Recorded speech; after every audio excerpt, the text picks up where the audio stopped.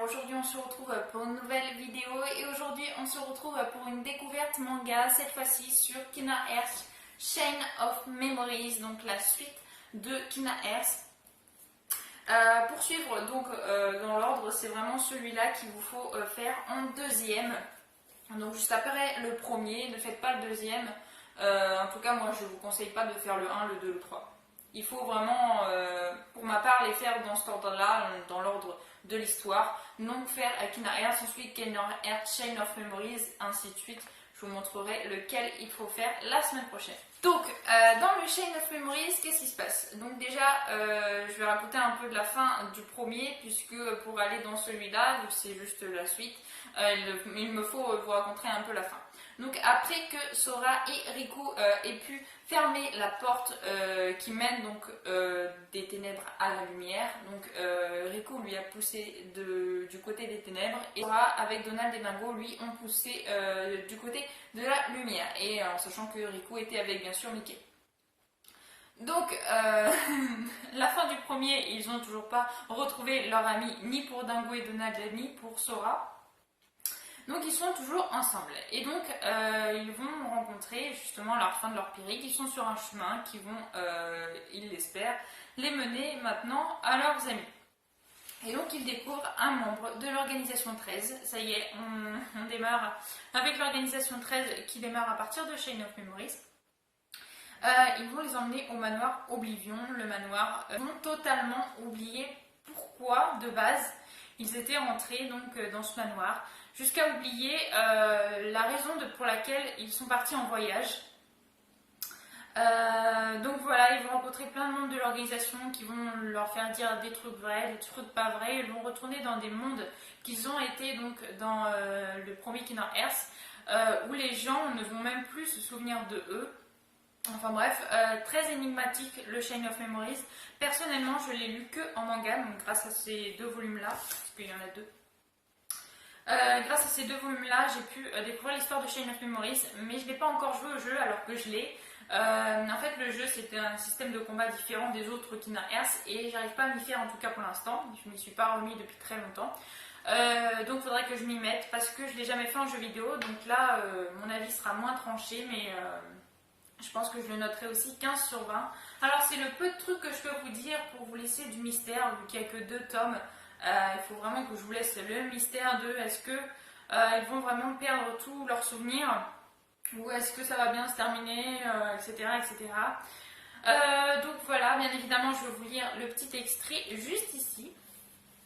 Après Kina Earth, la saga continue avec Chain of Memories. Toujours à la recherche de son ami Riku, Sora et ses fidèles compagnons Donald, Dingo et Jiminy sont confrontés à la mystérieuse organisation 13, au dessein trouble. Celle-ci les attire dans le manoir Oblivion, gigantesque château où souvenirs et réalité se confondent. Ils y retrouveront des êtres chers, mais à quel prix? Voilà, comme je vous le disais, perdre c'est trouver et trouver c'est perdre.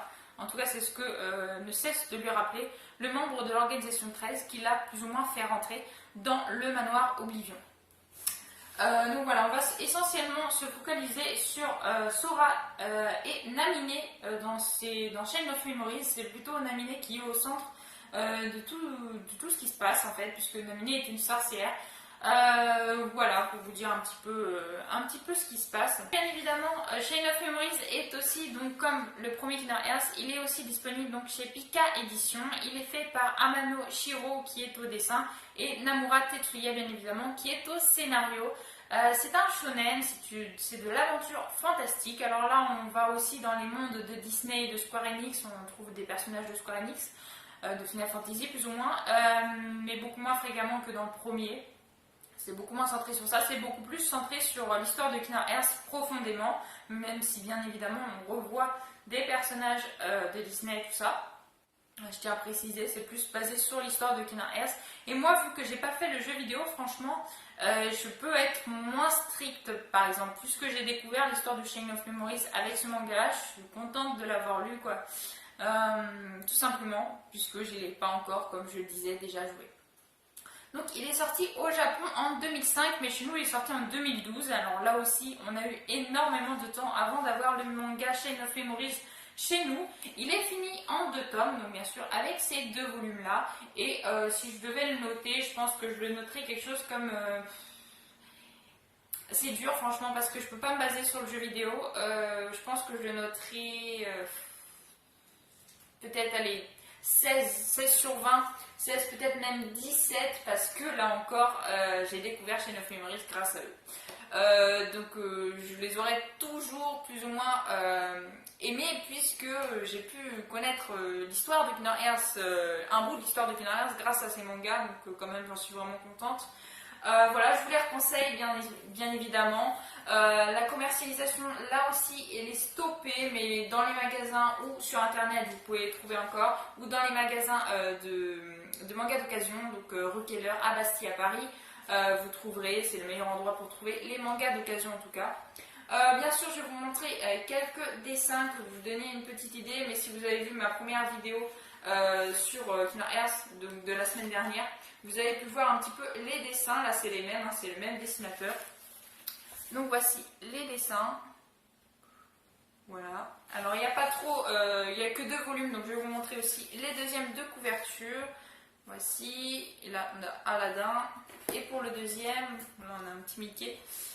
Pour le deuxième, on a Sora et on a bien sûr Dingo. Alors pour vous donner, c'est le seul qu'on voit pas.